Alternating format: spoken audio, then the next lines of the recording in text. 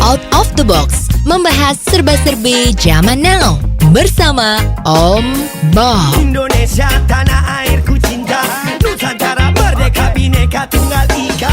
Greetings to each and everyone. Anytime you meet, I greet anyone. Whether it namaste, assalamu alaikum. Salam, salam, salam. Halo, Awang Ngaji Wasita kembali lagi di Out of the Box membahas serba-serbi zaman now bersama Om Bob. Oke, kita akan langsung mulai diskusinya. Om Bob, belum lama ini KPK melakukan operasi tangkap tangan atau OTT terhadap Rektor Universitas Lampung atas kasus suap dalam penerimaan mahasiswa baru. Ini sebenarnya ceritanya gimana sih Om Bob? Ya, ini kemarin juga kita agak terkejut ya bahwa ternyata ada OTT yang dilakuin di Universitas Lampung ya, perguruan tinggi di Lampung sana, perguruan negeri ya. Ternyata rektornya itu terlibat dengan korupsi. Ya, tepatnya korupsinya di sini itu adalah suap. Ya. Nah, kan ini kan kejadian seperti ini kan sudah diduga-duga ya. Ya, jadi bahwa universitas di Indonesia ini, terutama universitas negeri, itu kan menjadi sasaran orang-orang untuk sekolah di sana bagi yang lulusannya SMA ya. Anyway, kalau statusnya perguruan tinggi negeri itu sudah kan pastinya oke gitu ya. Betul. Jadi gengsinya tinggi. Terus juga sepertinya itu biayanya uang kuliahnya itu lebih murah ya, jadi semua orang berlomba-lomba ke sana. Dan kalau universitas negeri itu kan kalau lulus itu kan ijazahnya langsung sudah diakui. Ya, kalau di Indonesia ini kan semua yang dilihat kan selalu ijazahnya. Ya, nah ini memang ada sentang-senting kalau di Universitas Lampung tadi itu ada semacam kalau di urusan pegawai negeri itu kan ada yang terkenal dengan KPK itu kan jual beli jabatan. Kalau di universitas ini jual beli kursi. Ya, kalau DPR lain lagi, kursinya lain lagi, itu harus kampanye ya, harus kampanye supaya menang tuh bisa dapat kursi di DPR. Kalau ini kursi bangku kuliah. Ya, itu ternyata kalau dari kasus ini kan ada harganya itu. Ya. Nah, ini yang memang kita seneng ya. Artinya seneng itu kalau KPK bisa menangkap basah OTT ini sehingga diharapkan tidak terjadi lagi hal-hal yang seperti ini. Emangnya apa boleh Om Bob perguruan tinggi apalagi yang negeri ini untuk mengutip biaya dari para pendaftarnya gitu? Ya, ini kan ceritanya itu gini, status dari perguruan tinggi negeri ya, itu tuh ada 3 macam. Ya, macam pertama itu yang dianggap perguruan tinggi negeri yang BH, berbadan hukum. Ya, nah untuk universitas yang berbadan hukum ini, universitas ini adalah pengelolaannya seperti sebuah perusahaan. Ya, jadi semacam BUMN malahan ya. Jadi di sana rektor dan semuanya itu biaya-biayanya, biaya universitasnya itu adalah dari keuangan lembaga pendidikan itu sendiri. Ya, di mana pengelolaannya, di mana sumber pendapatannya itu semua diserahkan ke universitas itu sendiri. Ya, biasanya ini adalah untuk universitas yang sudah cukup lama ya. Itu mempunyai status badan hukum seperti itu. Ya, contohnya misalnya itu Gadjah Mada, UI, Erlangga, Diponegoro ya, itu adalah, atau yang di Makassar ya, Universitas Makassar itu. Nah, ini statusnya itu adalah badan hukum. Ya, di mana pertanggungan jawabnya itu adalah ya seperti pertanggungan jawab BUMN. Ya, di mana rektornya itu menjadi posisi orang nomor 1 dengan pembantu-pembantunya. Lah di sanalah dilola pengeluarannya bagaimana, pendapatannya bagaimana, perawatan gedungnya bagaimana, pengembangannya bagaimana, riset dan perkembangan itu gimana, itu semua hak dan kewajiban dari universitas itu sendiri. Ya, ini yang namanya badan hukum. Ini negara nggak ikut-ikut lah. Pokoknya kalau ada sisa-sisa usaha atau ada keuntungan, ya itu distorkan ke pemerintah. Karena walaupun badan hukum ini ceritanya pemegang sahamnya itu pemerintah. Nah, terus yang kedua itu, status kedua itu adalah universitas yang bersifat seperti katakanlah badan pelayanan umum. Ya, lah ini konsepnya ini seperti rumah sakit. Ya, rumah sakit itu kan miliknya pemerintah. Ya, tetapi direktur rumah sakit atau sekarang ini rektornya universitas itu boleh melakukan pengelolaan, tetapi harus membuat laporan kepada pemerintah. Kalau tadi yang BH itu nggak perlu, silakan otonom betul-betul. Tapi kalau yang sifatnya tadi pelayanan umum, ini dia sifatnya seperti rumah sakit milik pemerintah. Jadi dia boleh mengelola, ya, dan boleh melakukan putusan-putusan apa-apa, tapi harus membuat laporan pada periode-periode tertentu pada pemerintah. Ya, itu seperti ini.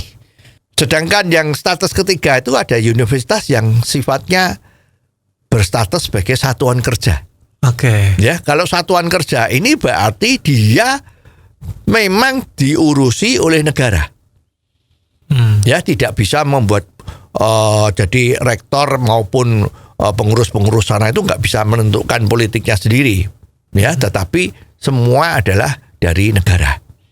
Ya, semua pemasukan SPP misalnya atau apapun sumbangan itu semua harus disetorkan ke negara. Sebaliknya kalau dia butuh biaya macam-macam semua disuplai sama negara.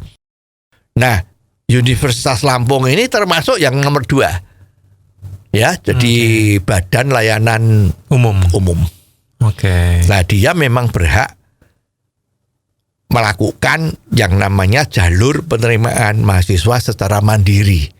Nah, jadi ceritanya begini.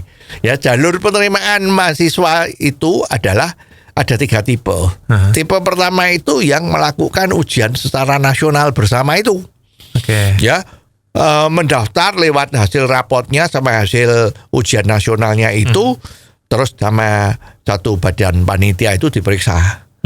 Oh, ini bisa masuk, ini lolos, ya nilainya bagus, itu lolos. Itu biasanya aman-aman tuh, nggak pakai uang tuh, ya.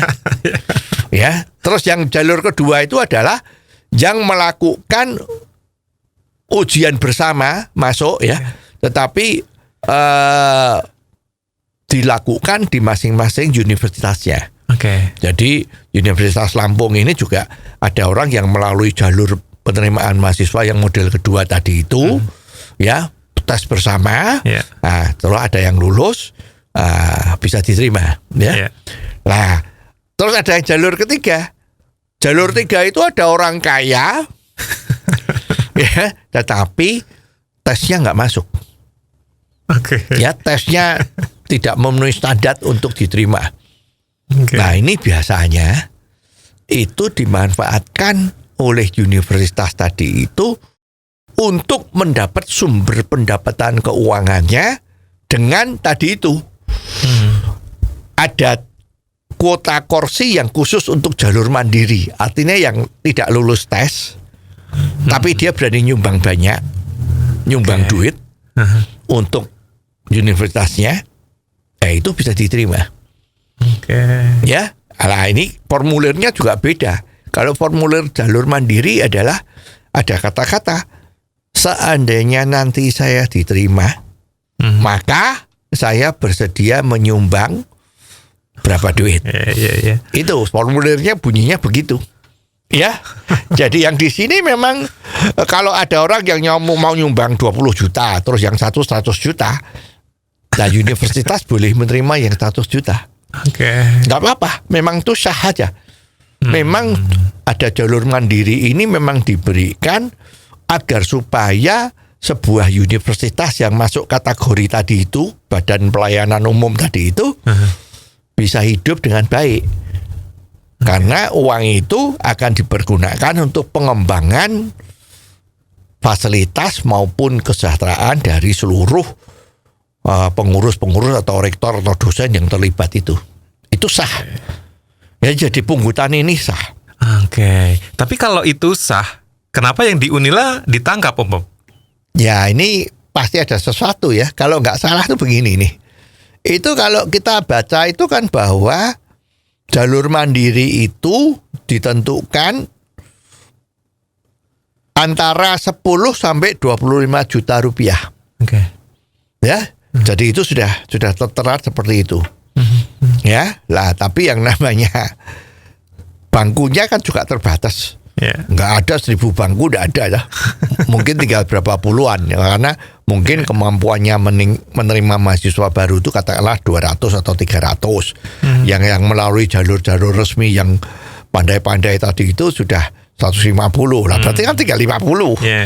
Nah, karena tinggal 50, sekarang lewat jalur mandiri yang mengisi formulir sumbangan itu memang tertulis antara 10 sampai 25.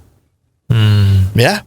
Tapi kan ada orang yang kaya betul yang masih nganggap 25 itu terlalu murah. Ya kan?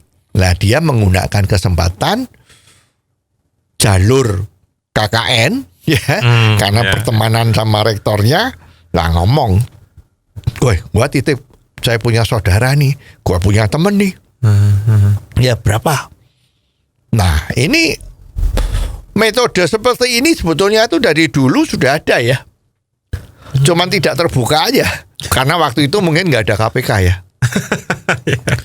Ya, 20 tahun yang lalu itu sudah banyak beredar. Orang kalau mau masuk fakultas tertentu di universitas negeri ya, biasanya yang menjadi pilihan itu kan kedokteran, farmasi, ya. Ini kan menjadi apa istilahnya tujuan orang untuk masuk universitas, karena waktu itu kalau jadi dokter itu kan sudah aman. Penghasilannya masih aman, pekerjaannya sudah pasti ada, farmasi juga seperti itu ya. Nah, ini biasanya terus memang tidak ada resmi. Zaman dulu juga ada resmi. Kalau sekarang ada resmi jalur mandiri, dulu tidak ada. Jadi kelihatannya di permukaan tuh bersih. Nggak ada yang bicara soal uang atau rupiah, itu nggak ada, bersih. Ya. Nah, jadi waktu itu memang pada saat ada satu penerimaan mahasiswa, zaman dulu belum ada yang modelnya seperti ini, semua harus tes bersama. Ya, tapi dilakukan di masing-masing universitas. Kecamatan ngadain sendiri tanggal berapa sampai tanggal berapa, Erlangga kapan, UI gimana, ITB gimana, itu masing-masing menentuin sendiri tanggal kapan untuk tesnya. Ya, dan itu waktu itu walaupun sudah punya ijazah negeri, ujian bersama itu masih tetap harus tes. Nah, disinilah banyaklah sekali permainan. Ya, banyak calo. Orang begitu tahu ada mahasiswa pendaftaran itu entah dari mana dia dapat datanya bahwa ini si A siapa backgroundnya apa, kalau ini lulusan mana, ini mau mendaftar fakultas kedokteran atau farmasi macam-macam, ya ketahuan itu datanya itu. Jadi kalau sekarang tuh orang ribut kan itu Telkomsel datanya bocor. Kemarin bilang IndiHome atau mana itu ya bilang bocor ya. Nah, itu sebetulnya dulu juga sudah ada itu ya. Bocor lagi dulu. Karena calo-calo tadi itu melihat potensi-potensi itu, terus dia menyaring sendiri. Kira-kira ini yang perlu bisa diajak kompromi untuk memberi duit itu siapa? Nah, ini didatengin satu-satu. Ya, bisa juga calonnya mencari, bisa juga calon mahasiswanya itu mencari calo. Ya, tanya-tanya sana, tanya kiri, kanan. Ini siapa yang bisa membantu ya supaya saya bisa diterima? Nah, itu biasanya ada calo. Terus dilihat datanya, oke namamu siapa, nomor tesnya berapa, gitu kan, masuk fakultas apa. Terus siap dia, oke, ya sekarang saya akan bantu kamu, ya karena saya punya jalur khusus di dalam. Nah, sekarang kan jalan tol gitu ya, ya masuk, ya. Nah dengan janji, ya zaman dulu itu kalau nggak salah itu, kalau yang disebut sama calo-calo tadi itu kalau mau masuk universitas fakultas kedokteran itu waktu itu harganya kurang lebih ya 40 sampai 50 juta, masih murah. Waktu itu ya nggak murah ya, tapi sekarang kalau dibandingkan sekarang ya murah. Ya itu, nah, waktu itu zaman waktu itu masih calonnya masih belum canggih. Ya, calo ini kan nggak cuman merekomendasikan 1-2 calon mahasiswa, bisa 10-an atau 20-an gitu. Ya, nah biasanya janjinya enteng. Kalau nanti diterima baru lu bayar. Oke. Ya, kalau tidak diterima nggak usah bayar. Oke. Dan pembayarannya kan bukan dilakukan di depan. Nah, zaman sekarang di depan. Ya, jadi sekarang calo-calo atau oknum-oknum yang main-main itu kan sudah pinter juga. Ya, jadi kalau you mau, ya udah kasih uang. Uangnya sudah serahkan dulu, uang suap. Ya, uang ucapan terima kasih kan banyak modelnya. Ya, uang terima kasih, uang suap. Banyak istilahnya ya. Ya, uang kaul. Ya, kalau orang kan ada yang kaul. Kalau aku diterima saya mau ngasih duit sekian, itu kan kaul juga itu kan ya. Nah, itu. Terus zaman dulu juga seperti itu. Nah sekarang lebih canggih. Terbukti ini yang kena OTT kan. Jadi masuk. Nah karena di dalamnya itu antara 10 sampai 25 juta ya. Tapi kan masih banyak orang yang mau rebutan ini. Kursinya, bangkunya itu kan sedikit. Demandnya lebih banyak dari supply-nya. Maka terjadilah tawar-menawar sama rektor ini. Yang tidak kita ketahui sepertinya memang tidak langsung dengan rektornya, tapi biasanya ada calo orang dekat-dekat rektor itu. Nah biasanya kalau udah mau diterima itu kan terus daftarnya diserahin ke rektornya. Terus mungkin ini rektornya Universitas Lampung tadi itu ya, Unila ya. Nah itu periksa. Terus nah, oh ini boleh, ini boleh, ini boleh. Yang titipan ya pasti masuk kan, karena sudah ada duitnya. Nah ini yang terjadi adalah seperti itu. Nah bahkan kalau sekarang kita tahu, itu konon ya, masuk universitas negeri yang fakultas kedokteran, itu minimal 500 juta rupiah. Minimal tuh. Ya, karena jalur mandiri tadi itu. Ya memang orang yang kalau memang pinter ya dia nggak usah pakai duit. Betul. Ya, tapi kalau orang yang sedikit bodoh, tesnya nggak lulus, ini harus pakai uang. Ya sah aja nggak apa-apa, karena memang aturannya boleh jalur mandiri tadi. Jadi universitas juga mendapat dana sedemikian besar untuk mengembangkan universitasnya. Boleh saja nggak apa-apa.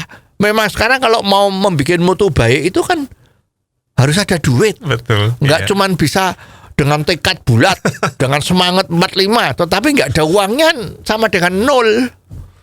Semua itu sekarang pakai duit, riset pakai duit. Masa itu bahan-bahannya gratis kan? Enggak. Harus beli. Alat-alat makin lama makin maju. Komputer tuh 5 tahun sudah harus diganti karena udah nggak canggih. Udah ketinggalan zaman, harus diganti. Itu uangnya dari mana? Sembayang nggak bisa, doa saja nggak bisa. Jadi harus pakai uang betul lah, carinya dari jalur mandiri. Secara sah ini diterima. Ya perkara sekarang sahnya itu terus masih ada gelap-gelapnya, under table, janji-janji gratifikasi atau ucapan terima kasih atau suap itu lain cerita lagi. Ini yang memang yang nggak boleh itu seperti ini, karena para pejabat atau rektor oknum tadi itu kan menggunakan posisi dia untuk kepentingan dia sendiri. Nah ini kan nggak boleh. Sebenarnya kalau rektor Unila nih Om Bob, kan dia juga pernah menjabat menjadi ketua forum rektor penguat karakter bangsa. Apalagi ditangkap pas ada lokakarya peningkatan karakter dan integritas. Ini menurut Bob gimana ini? Ya ini ya memang menggelikan. Dia sebagai ketua semacam pengarahan ya, bagaimana membina seseorang supaya integritasnya terhadap bangsa itu kuat. Ya. Nah, dia waktu ditangkap itu kan waktu di Bandung juga lagi ngasih pengarahan soal integritas ini. Nah ini juga lucu kan. Dia cuman omdo. Ya, ngomongnya saja hebat, integritas tuh begini begitu ya. Tapi ternyata dia sendiri melakukan hal-hal yang suap menyuap tadi itu yang sangat tercela. Ini yang dirugikan universitasnya loh. Bagi yang nyuap kan nggak apa-apa, memang dia siap untuk memberi duit asal anak tersebut bisa diterima kok. Tapi ini kan merugikan universitas. Seharusnya uang itu bisa untuk universitas. Ya apalagi dia ketua integritas, ya memberikan ceramah integritas. Nah ini kan ada seperti peribahasa itu, kalau mau membersihkan lantai itu jangan pakai sapu yang kotor. Nah ini kan sama kan. Jadi memang sering-sering banyak pejabat oknum ya, banyak oknum kita tuh yang begitu. Di depan tuh hebat sekali ngomongnya, tapi prakteknya ya mau. Matanya kalau udah ketok rupiah itu hijau gitu, ya udah. Ya, itu juga dia mesti ngomongnya itu ya udah ini ikhlas. Ya saya nggak minta loh. Wah misalnya begitu kan, ini yang you kasih loh. Ya nolak rezeki katanya kualat. Ya jadi you ikhlas. Ya ada, besok aku bantu. Gua bantu lo ya. Jadi bantuan ini ada harganya tadi itu. Ini yang merugikan. Betul-betul citranya universitas negeri ini setelah ada ini juga wah ternyata kok sekarang kok ya banyak oknum di universitas tuh yang seperti ini ya gitu. Ya nggak cuma satu, yang lain mungkin belum ketangkep kan. Ini memang bikin malu. Nah kenapa bisa seperti ini gitu kan? Ya karena banyak contoh. Oknum-oknum di dewan itu juga kena. Ya tahu, oknum-oknum kepala daerah itu juga kena OTT. Ya. Ini semua dipikir loh, enak ya, korupsi puluhan miliar atau hampir triliun begitu kok hukumannya cuma 5 tahun. Nanti dapat remisi ya. Terus di dalam penjara itu ada yang seperti hotel bintang 3 misalnya begitu kan. Nah, itu kalau kita kemarin banyak cerita-cerita yang beredar itu kan begitu. Kalau you masuk penjara mau blok mana? Blok A atau blok B? Kalau blok A itu begini, kalau blok B itu nikmat. Nah, misalnya gitu. Ya, bisa weekend, misalnya seperti itu. Lah ini semua membuat orang itu nggak takut untuk menerima suap maupun korupsi. Berarti hukuman atau sanksi yang bisa menimbulkan efek jera itu seperti apa ya? Ya, sebetulnya ambil contoh aja di negara tirai bambu yang namanya Tiongkok itu. Itu kalau orang korupsi apa menerima suap nggak pakai lama, ya prosesnya itu nggak sampai sebulan, kadang-kadang ada yang cuma seminggu, langsung eksekusi. Itu ada itu kalau you korupsinya kalau secara rupiah ya di atas 1 miliar, pokoknya sampai 1 miliar ke atas, 1 miliar juga termasuk. Itu hukumannya eksekusi di depan umum, dipermalukan, hartanya disita. Kalau di bawah itu kerja paksa mungkin ya, ada kerja paksa itu, ya, terus di penjara, tidak ada remisi. Dan itu di Tiongkok sana menganggap bahwa orang yang korupsi itu merugikan negara dan rakyat. Jadi kita tidak perlu berbaik hati dengan orang-orang yang koruptor tadi itu. Ini musuh, tidak perlu dikasih belas kasihan. Memang dia harus dihajar.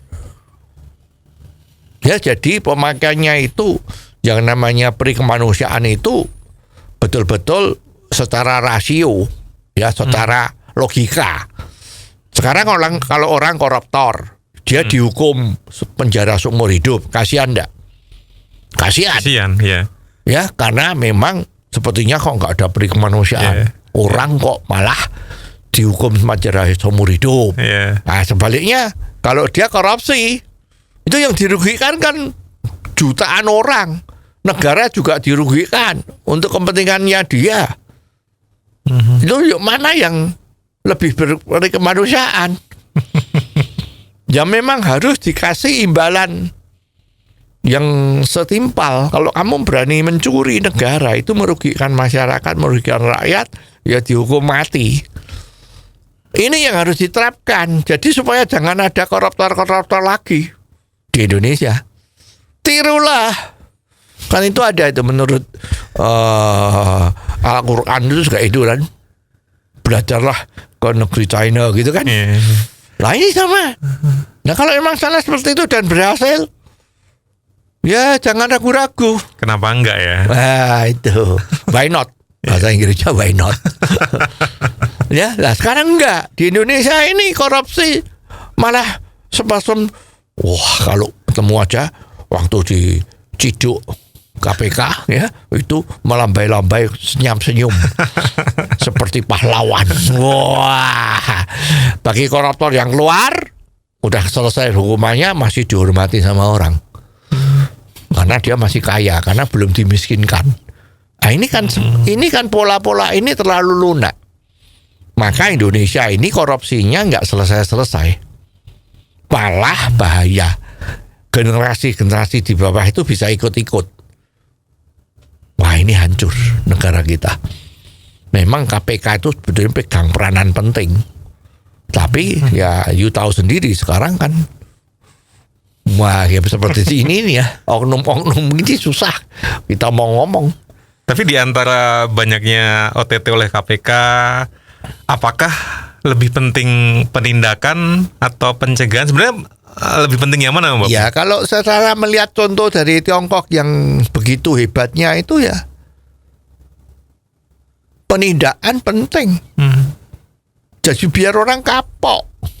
Penindakan itu kan supaya orang jera. Sekarang penindakannya hukumannya ringan. Prosesnya berlama-lama. Ya. Hukuman mati misal pun tidak ada eksekusinya. Sampai 10 tahun, 20 tahun. Nah, orang nggak jerah. Kan nggak betul. Katakanlah oke, Tiongkok itu katanya negara komunis. Nah, sekarang kita lihat contoh di Amerika. Contoh di Amerika negara demokratis, ya toh? Kalau you berani berbuat kriminal, diputuskan bahwa you bersalah dalam sidang pengadilan, hukum mati atau hukum seumur hidup, ya nggak ada remisi. Bawa ke penjara kelas 1 yang paling tinggi keamanannya. Nah itu setelah mati. Nggak ada enak-enakan seperti hotel, nggak ada. Masukkan sel sempit ya sel sempit. Ngono, makanan juga dicatah, nggak bisa seperti di sini bisa keluar beli nasi padang. Nah, jadi sebetulnya Indonesia ini dinilai kurang konsekuen. Ya nggak ngerti ini salahnya siapa, oknumnya atau peraturannya. Ya ini repot. Well, Om Bob, kita kembali lagi ke kasusnya Unila tadi. Di antara seleksi mandiri yang tarifnya 10 juta sampai 20-25 seperti itu. Tapi akhirnya pungutannya jadinya 100 juta ke atas gitu. Untuk mengantisipasi itu gimana dong caranya? Ya sebetulnya itu dari dulu juga sudah ada modelnya kok ya. Cuman memang diem-diem ini mungkin kita nggak ngerti apakah hasil suap menyuap itu dibagi rata seperti hujan. Kalau hujan merata atau enggak gitu kan. Atau juga ada yang namanya sesama bis kota tidak boleh saling mendahului. Sebetulnya konsepnya dari dulu itu sudah ada. Cuman ya ini mau dipakai atau tidak sama oknum-oknum ini. Juga pengawasannya mestinya pakailah sistem yang sangat terbuka. Sekarang ini kursi tinggal 50. Ya. Memang itu tarif mandiri ini antara 10 sampai 25 juta. Oke. Tapi berhubung kursinya ini sedikit, sekarang kita mau pakai lelang. Ya, lelang itu ada dua macam, lelang tertutup sama lelang terbuka. Oke. Ya. Nah, biasanya kalau seperti bangku universitas macam-macam ini ya mestinya lelang tertutup. Iya. Ya, lelang tertutup tuh artinya begini.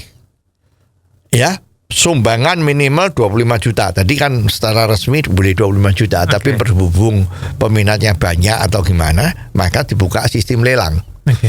Ya, sistem lelang ditulis di dalam amplop tertutup, tidak boleh dibuka sama siapapun. Ya, tinggal cantumkan kamu mau berapa nyumbangnya. Ya. Nah, nyumbangnya berapa? Lah, sekarang kan orang udah tahu cuman kursinya 50. Iya. Waduh, tapi gua kaya nih. Ya, kalau gua uangnya banyak, ya gua rela kasih daripada tadi kan swapnya itu kan antara 200 juta kan. Iya. Itu katanya 2 miliar berarti 10 murid tuh kira-kira ya. Nah, oke, saya akan melihat ini kira-kira berapa ya. Bisa diterima ini orang yang mau menerima ini. Misalnya kalau fakultas kedokteran misalnya ya. Oke. Kan kemarin udah denger itu kemarin berapa tuh ya.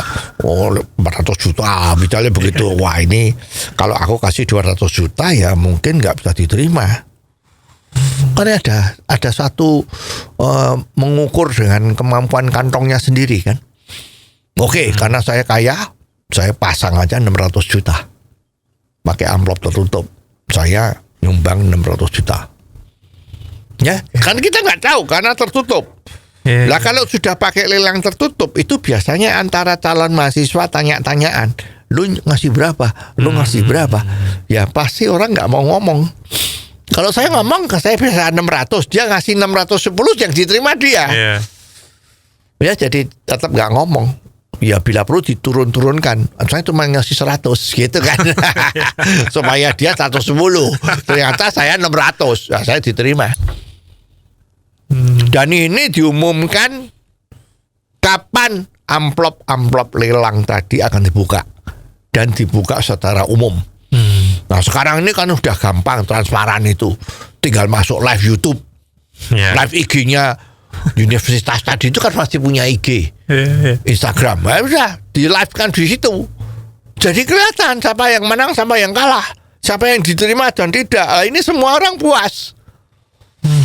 Jadi bukan yang menang koneksi, tapi memang betul-betul karena ini mandiri yang dilihat adalah uangnya, nggak modelnya lelang seperti itu. Nah ini bersih, nggak ada suap-suapan. Ya, kalau dibuka misalnya saya sudah nyuap sama rektornya ya tadi itu 200 juta, tapi aku cuma ngisi 25 juta. Pada saat dibuka 25 juta kan kalah. Oh iya betul. Iya. Iya. Dia nggak mungkin dia bisa diterima. Iya. 200 juta itu kalau pinter kan uangnya di depan. Uangnya nggak bisa kembali, udah habis gitu kan.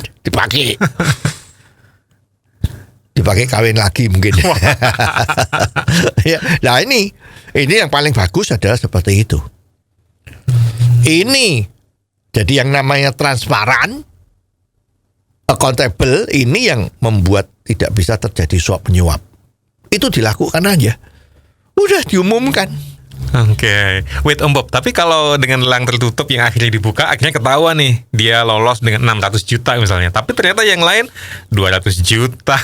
Yang bedanya jauh banget. Lalu dia nggak jadi masuk, itu gimana ya? Ya, memang itu ada risiko juga. Ya ada orang cuma pengen main-main 1 miliar. Ternyata cuma bikin sensasi. Padahal dia mungkin udah diterima di sekolahan lain mungkin ya. Lah maka supaya ini jangan jadi main-main, peserta lelang harus memberi jaminan. Ya semacam bank garansi misalnya. Kalau saya nggak jadi masuk, maka bank garansi tadi itu menjadi milik universitas. Jadi kalau kita sekarang ikut lelang 200 juta, begitu diterima ya gue harus bayar 200 juta kan? Iya, iya. Kalau you mundur, ya jaminannya itu hilang. Nah, kalau seperti itu akan ada masalah nggak ya? Ya, sebetulnya universitasnya malah untung. Misalnya jaminannya misalnya 50 juta. Oke. Nah, diterima kan karena dia ngundurkan diri kan. Iya. Nggak jadi masuk kan. Nah, kan ada bangku kosong. Iya. Dilelang kembali. Dia ada bangku kosong satu. Siapa yang mau masuk cepat. Lelang 1 hari. Tertutup lagi buka. Atau bila perlu yang kedua lelang terbuka. Ya ayo yang mau ikut lelang silahkan duduk. Siapa ini? Aku buka mulai dari 50 juta. Saya 60, saya 70, 80, 100, 200.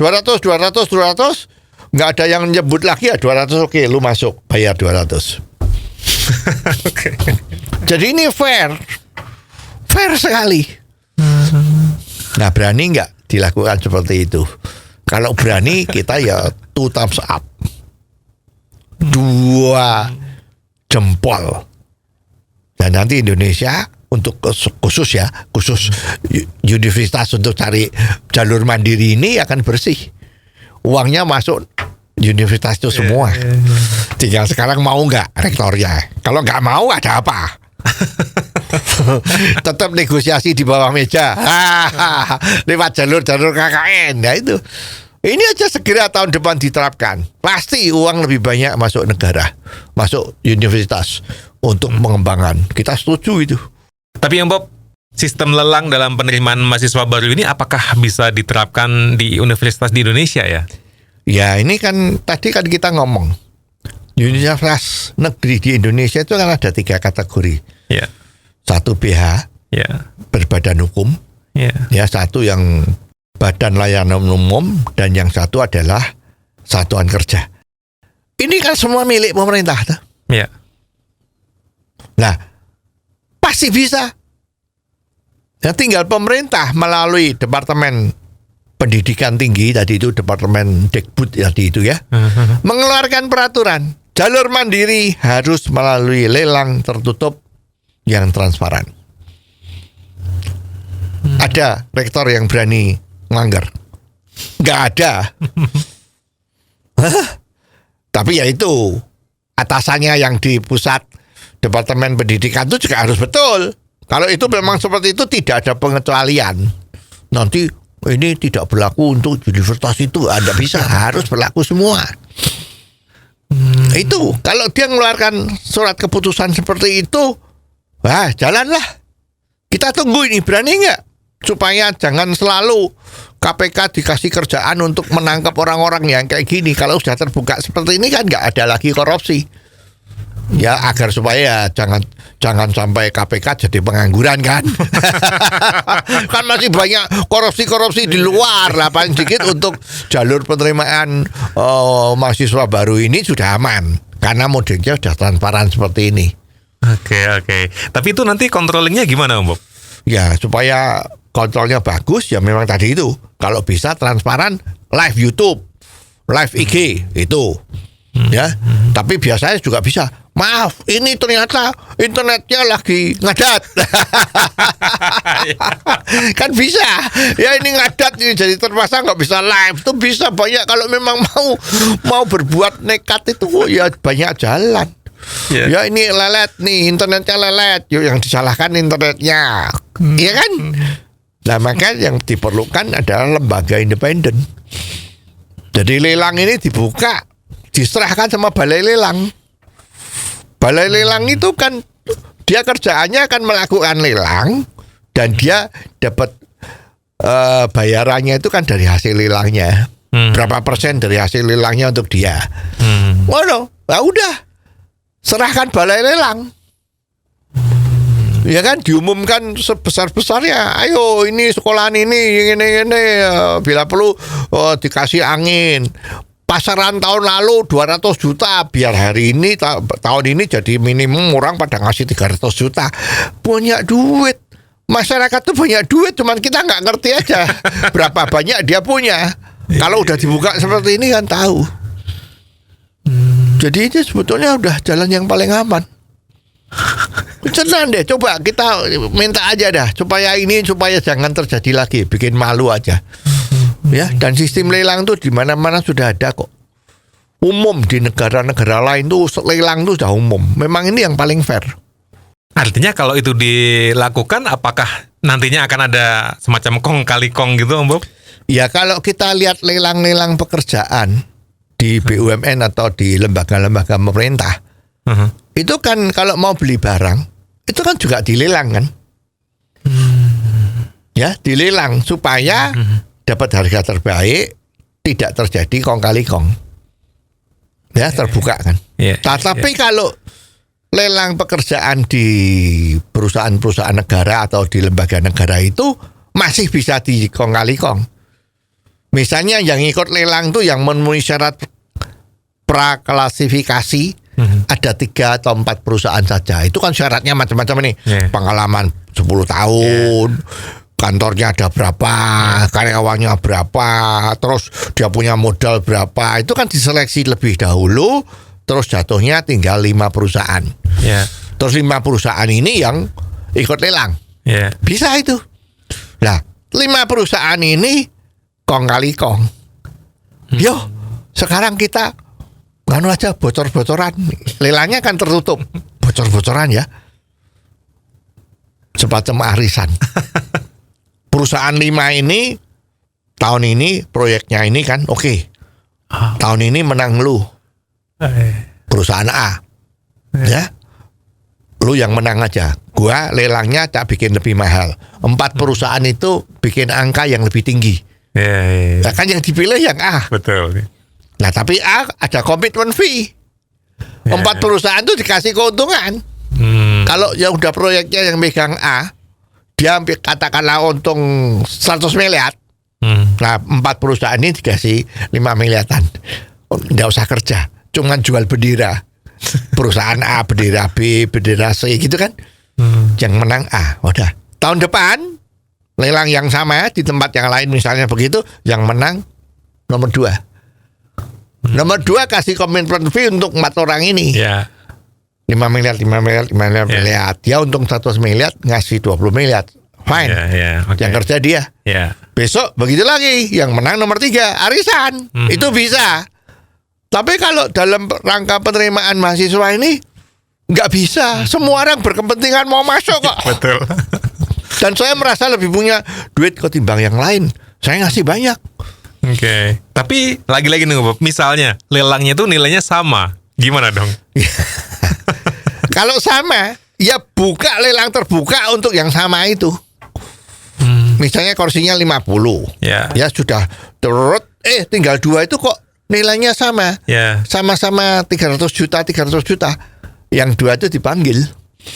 Karena ini nilaimu sama, sekarang lelang kamu berdua khusus itu kita lakukan terbuka. Oke, lu berani berapa? Naiknya dari 300. 350, yang satu berapa? 360. Lu berapa? 370. Ya udah, sekarang tertutup ya. Kalau seperti itu kan terus gak selesai-selesai. Tambah 10 juta, tambah 50 juta. Itu paling bagus. Begitu satu dia ngomong 750 juta, yang satu aduh, kalau 750 berarti gua kalau menang harus 760. Waduh. Wah, nggak punya ini. Orang tua gua bisa repot nih. Waduh, babi gua gimana nih? Ya udah gua mundur, ya yang menang dia 750 juta. Fair. Kalau memang jalur mandiri loh. Ya, jadi sebetulnya mudah sekali. Tinggal sekarang tunggu ada kemauan politis enggak dari Departemen Kebudayaan kita ini sekarang, pendidikan dan kebudayaan ini untuk melakukan jalur mandiri harus melalui lelang yang terbuka, transparan dan akuntabel. Wah ini kalau itu terjadi udahlah kita lihat Indonesia maju dah. Apa harus menunggu tahun 45? 100 tahun merdeka baru bisa melelang untuk ini. Ya, malu-maluin ya, bisa dah. Besok tahun depan. Mudah-mudahan ini yang berwenang denger ya. Amin. Supaya bisa diterapkan. Ya, kita juga hatinya tuh nggak seneng, nggak puas ya. Ini masa seperti ini kok masih disuap-suapin ya. Kejadian suap menyuap ini bikin malu. Ya, ayo tahun depan harus begini. Oke. Wow, menarik sekali diskusi kita kali ini. Terima kasih Om Bob atas diskusinya. Dan jangan lupa, kalau Anda punya komentar, silakan dikirim melalui WhatsApp ke 0878 5590 7788. Jangan Anda lewatkan Out of the Box versi singkat atau pendek dalam program Underline yang setiap hari disiarkan di radio kesayangan Anda ini. Anda juga bisa mengikuti Out of the Box melalui website indotv.live. Sampai ketemu di episode selanjutnya, Awang Ajiwasita di Out of the Box membahas serba-serbi zaman now bersama Om Bob.